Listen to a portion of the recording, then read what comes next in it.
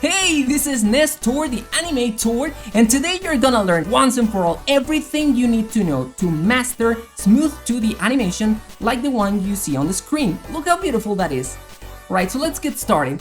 Number one is FPS or frames per second, and that has to be 60, of course.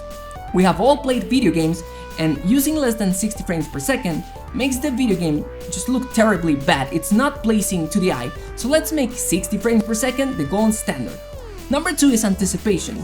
So as you can see, before my character jumps, it is actually moving down and up, down and up.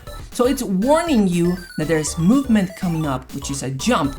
This creates smooth 2D animation, and it actually comes from the 12 principles of animation, right? So let's get moved on with number three.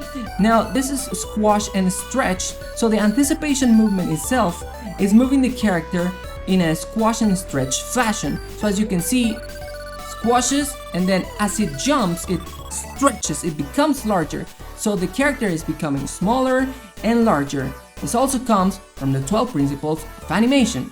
Number four is slow in and out or ease in and out. This means that the movement is not constant, not linear.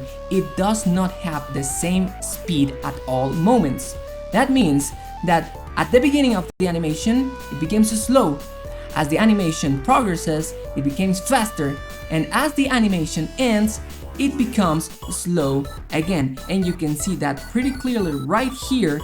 As it squashes, it does it slowly, but when it jumps, it becomes faster. Alright, all these principles can be applied to 2D and 3D animation to achieve that smooth, professional look. Just make your animations look alive and joyful. Alright, so I hope this is useful in any way. Thank you for watching till the end. Thank you for liking and subscribing, and see you on the next video. Bye!